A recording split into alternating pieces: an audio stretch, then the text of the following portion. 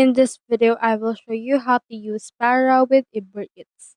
So in order to do that, you first need to head over to your browser and then you can just go to withpara.com. So this is the website of Para. So as you can see, this all-in-one driver app that can help you see hidden trip details, auto-decline bad offers, and get new high-paying gigs. So if you're a driver for Uber, Uber Eats, Lyft, and Grubhub, this is what the actual benefits are for you. So from there to scroll down, and then you can see in here the testimonials and a lot more.